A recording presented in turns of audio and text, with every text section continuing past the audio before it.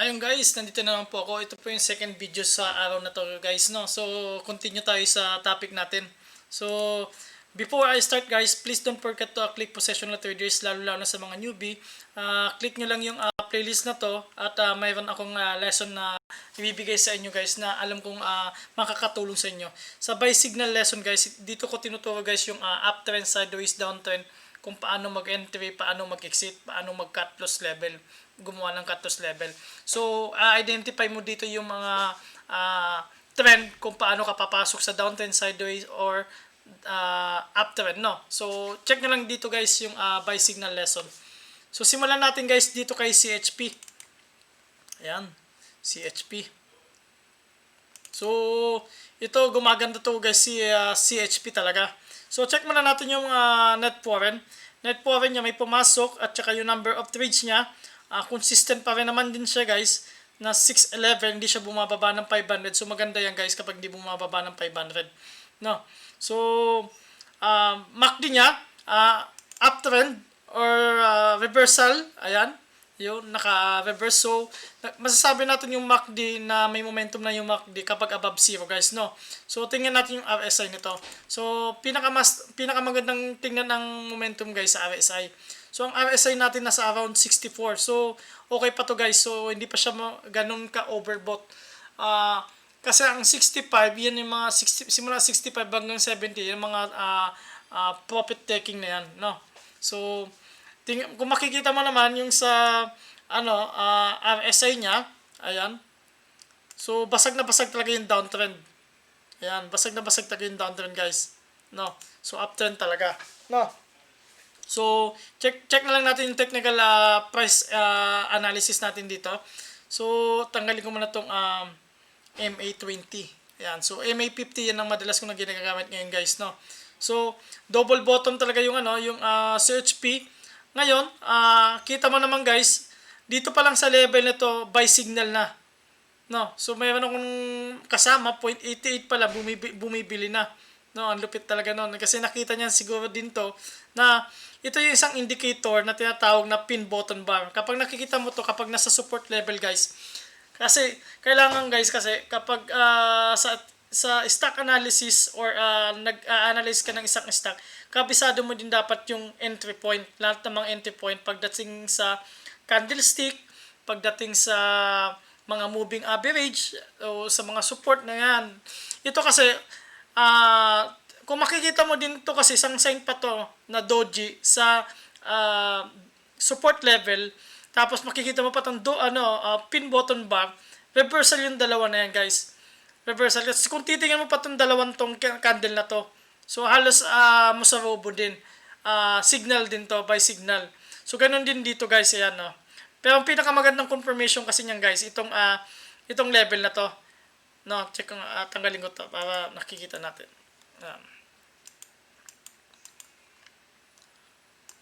Ayan. Ayan guys. Ito kasing pin bottom bar na to, kita mo yung pinaka-low niya, 0.86, nag-close siya ng 0.9, open niya 0.89, no? So, 2/3 dapat kasi, mas malaki dapat ng 2/3 tong tail kaysa dun sa body. So, kitang-kita mo, mas malaki pa yung tail kaysa dun sa body. Kaya, masasabi mo tong reversal talaga to. No, kung napakaswerte mo kung nakita mo at kabisado mo yung reversal signal. Ito po yung tinatawag natin mga reversal signal guys, no. Tapos kung yung mga nakaraang video ko, kung nasundan mo itong line na yan, yan yung downtrend na yan, na kailangan, nasasabi ko yung lower low at saka lower low at saka lower high, ayan. Yan guys, no.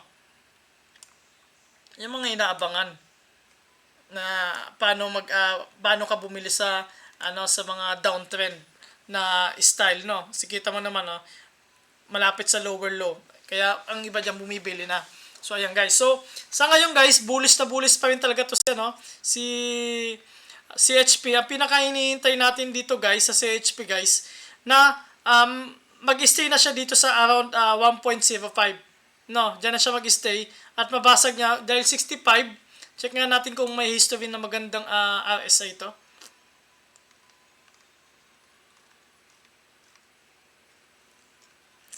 So, pinakamataas niya, na RSI. Kinetik natin guys yung mataas na RSI guys para alam natin kung kaya niya ito. Just in case. 76 guys. So, kung pabasahin natin yung 76, kaya niya pa umabot ng 1.15. No, kaya niya pa umabot ng 1.15 kung pagbabasahin natin yung 76 na RSI. So, kung wala ka naman position dito, wag ka nang pumasok guys, no, kung wala kang position. So, kung gagamitan mo naman siyang pivot retracement, ayan, tapos sabihin natin ito pinaka-higher, sabihin natin yan ng higher guys, sa 0.97 ka bumili, 0.97, diyan ka sa 0.97 aabang, no, kung wala kang entry dito, kung gusto mo, magantay ka ng pullback, ayan, so 10%, no, ayan, 10% down. So, yan. Pero sa ngayon, dahil nga madaming nakapwesto pa rin dito, maraming tumitingin ito. So, at base dun sa candle niya, bullish talaga. Malamang aakyat pa to mamaya. Aakyat pa to guys. Kasi nga, wala pa naman yung, maganda pa naman yung pagkakasolid ng, ng candlestick niya. So, yun ang tinitingnan natin. So, sana yung volume, medyo mag-maintain lang muna para umakyat. Kapag ito, volume bumaba to, yun ang mahirap guys. Kapag bumaba. So, possible dyan, sideways yan dito sa area na to. Ayan. So, ang overall nito guys, titingnan natin yung overall. Downtrend pa rin to guys ha. So, kung hanggat maaari, kung may magandang earnings ka na, take profit ka na dito. Ayan. No, kitang-kita mo, basag na basag yung basag na basag yung downtrend dito. Oh. Yun ang kaganda. Pero pagkatapos yan guys, ina-expect natin dahil basag na basag yung downtrend, ina-expect natin na pagkatapos dito, lagpas dito 1.05, mag-sideway na siya. Dito sa part na yan. Yan ang maganda, sideways. Tapos bago siya umakyat ulit. Yan. So, yan lang muna makikita natin sa CHP. Yung next natin. Holcim. Ayan, Holcim. So, dalawang semento guys ha. So, ang leader natin dito guys, si Eagle sa pagdating sa semento. CHP, Holcim. Ayan, Holcim. May pumasok na net foreign. Number of trades. Alas pares yung dalawang magkasunod lang. Medyo mababa yung 295, 325. Pero dito, reversal sa MACD niya. Tingnan mo yung MACD niya. Nakabuka. So, mag-aakmang paakyat, no? Yung RSI check natin. Walang momentum, guys, yung RSI nito, guys. Pero down niya, basag to. Ayan. Ayan, basag. Check natin to. Yung level na yan. Ayan. Downtrend na yan, basag. Ayan. So, wala pang momentum yung RSI niya, guys. So, alam naman natin kapag below 50, wala pang momentum. So, ang kagandahan lang dito guys, yung EMA 10 at saka EMA 10, EMA 10 at saka EMA 5, yun sinasabi na buy signal ka na dito. So, kadalasan ang nag-hold ng mga ganito yung mga yung mga long term. So, dito pwede na rin naman kung sakaling hindi ako busy dun sa dalawang stock, malamang kukunin ko din to kasi nga yung indicator ko nagsasabi niya EMA 10 at saka EMA 5, na to, buy signal to. So, nagkaroon na yung dalawa, nasa ilalim na yung dalawa ng candlestick.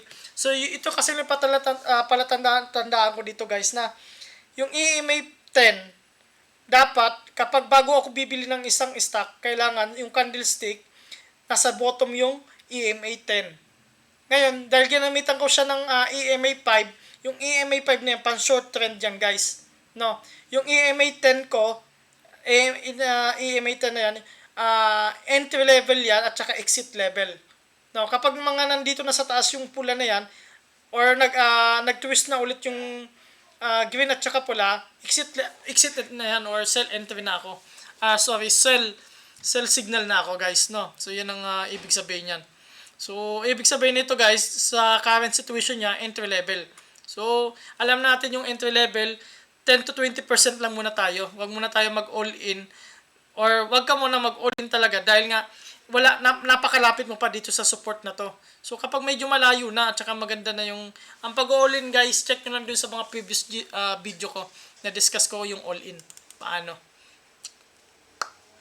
Tapos, next natin,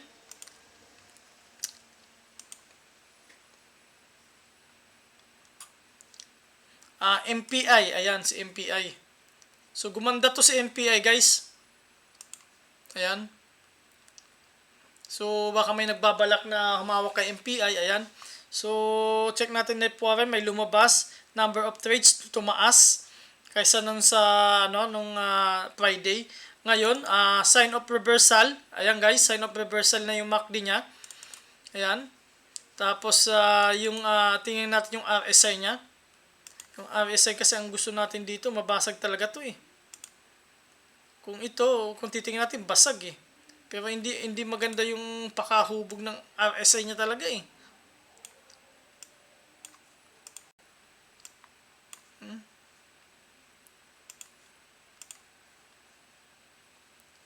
Check natin ulit guys yung RSI.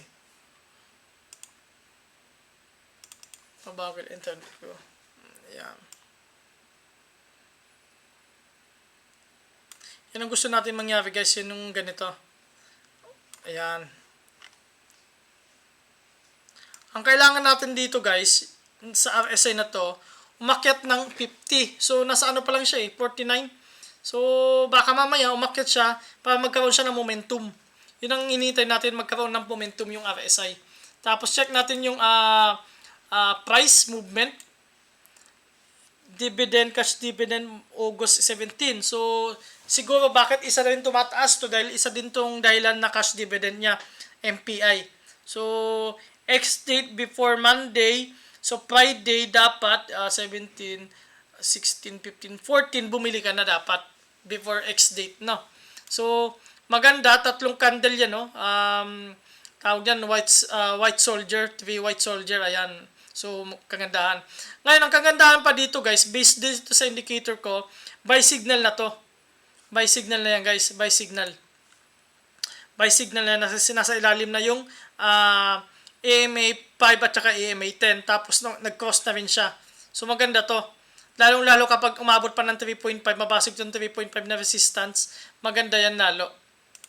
So, magandang entry na to sa kay MPI, guys. So, tinitingnan natin, guys, yung mga opportunity na hindi tayo nag-aabol.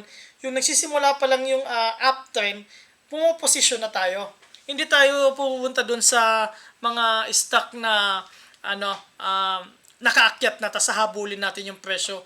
Yun ang mahirap kasi guys, kapag inahabol yung price, possible kasing biglang mag-down yun, maipit ka dun sa taas. Unlike kapag nandito nagsisimula ka pa lang, mabilis kang mag-cut loss dahil malapit ka lang sa support or yung ginagamit nating EMA 10 at saka 5. Kapag nag-cross yung dalawa, tulad nito guys, entry level dito, ayan, tapos exit level dito, ayun, nag-cross na yun dito. So, may 6% ka na, no? So, yun ang kagandahan ng EMA 10 at saka EMA 5. So, bukod sa entry point, may exit level ka na or yung cut loss level mo, nakahanda na. So, buy signal na to guys, si MPI. Tapos, next natin, si Tech. Ito, si Tech, medyo grabe to. Umakyat to kahapon, bago ako, nakapag-sell ako dito kahapon guys kay Tech nilipat ko na yung pondo ko kasi 3 stock lang hinahawakan ko guys. Sa 3 stock na, tinitingnan ko kung sino yun ang magaganda lahat yan. Pero kapag kung sino yung naunang umangat na pwede ako mag-all-in, doon ko nililipat yung yung buying power ko. So, net foreign, negative. So, may lumabas yung number of trades niya, 368. 386, parehas 368, paliktaran, 68, 86. So, ang maganda kay MACD niya, ayan, reversal na. So, alam naman natin yung history nito ni Tech, na kapag yung RSI niya nasa bottom, oversold, doon pala siya tumataas.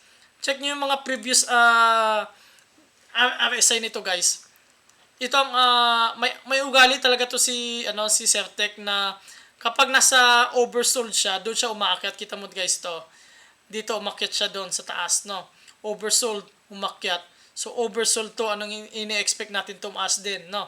So yun ang kaabang-abang. Kaso nga lang, dahil gawa nung issue yung puhunan na kailangan.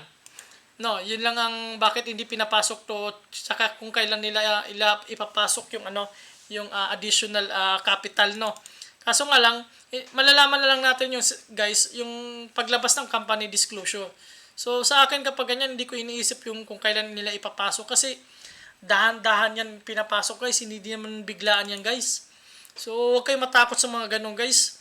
So sa akin, yung opportunity, tulad nito, by signal na to guys, nasa ilalim na yung EMA 5 at saka EMA 10. No?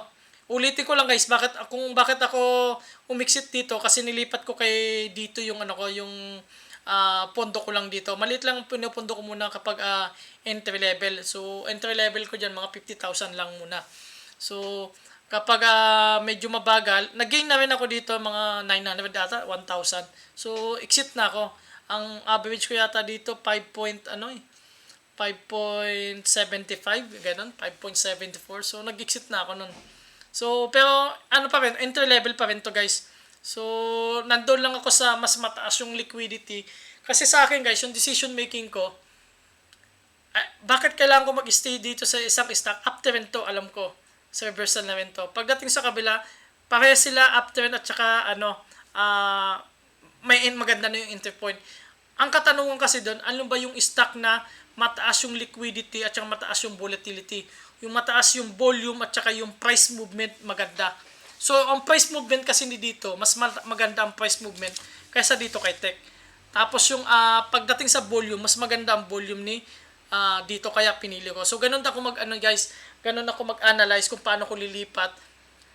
Kung sakaling di man lumipad si dito kahapon, dahil nasabi ko entry level na rin yun, malamang mag-i-stay ako dito kung hindi lumipad si dito. No? So, ganun lang guys. So, entry level na tayo dyan kay Tech. So, pwede mo sa long term yan na kung mahilig ka sa long term dahil nga, nasa baba pa rin yan, wala pa momentum. Ang RSI niya nasa 43 pa lang guys, no? So, AGI tayo guys. So, ito si AGI guys, maganda to guys. So, AGI, group of companies ba to? Isang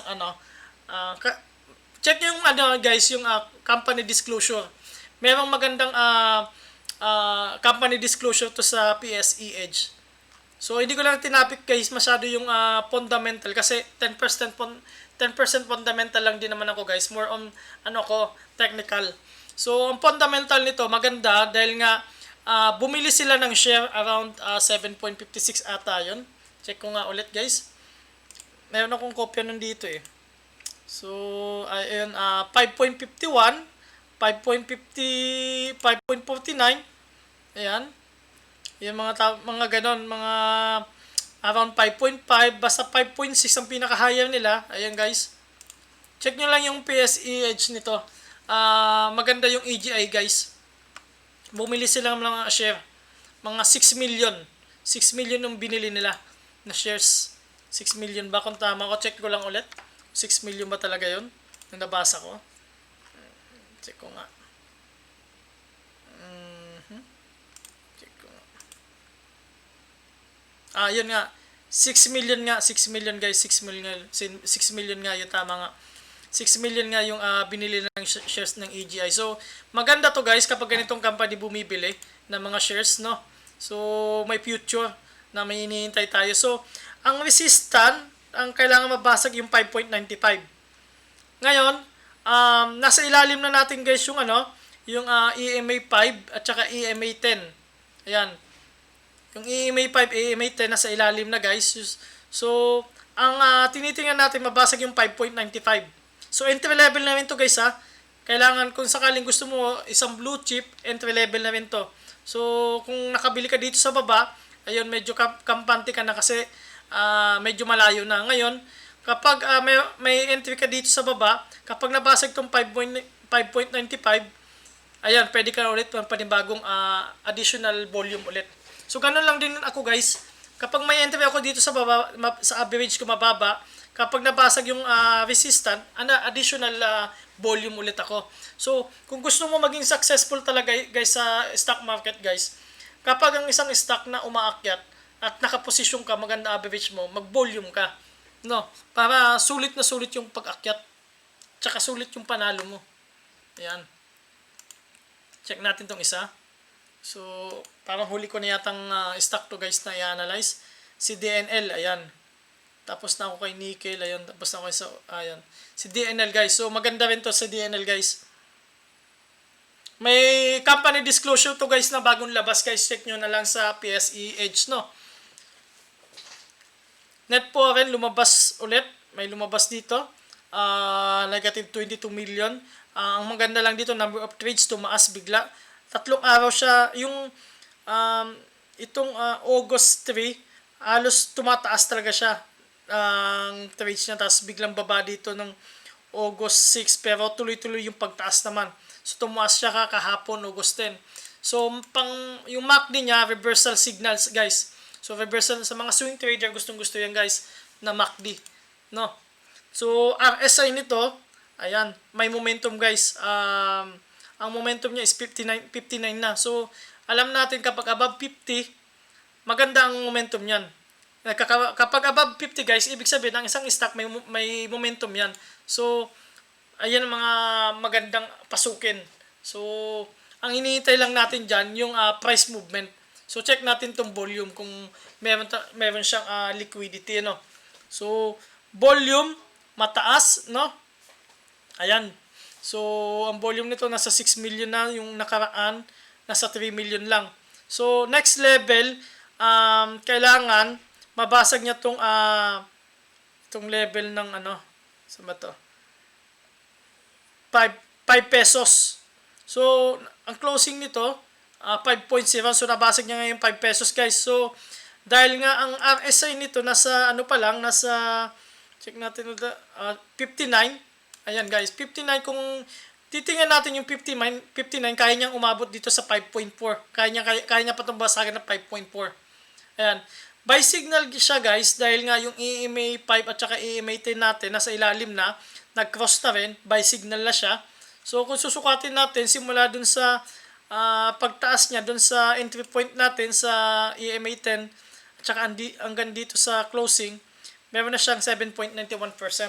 So okay pa to guys na DNL. Maganda pa pasukin to. So mga ganitong So ito EMA moving average 50, ito na yung magiging support niya base sa moving average. Yun ang support. Pero pagdating sa technical, yung pinaka core body ng technical, yung support and resistance, itong resistance na 5.01 o 5 pesos, napasag niya. So, ini-expect natin na may umakyat pa to. So, ayan guys. So, I hope guys may na-share ako ng idea sa inyo. Please don't forget guys to click subscribe guys. Thank you.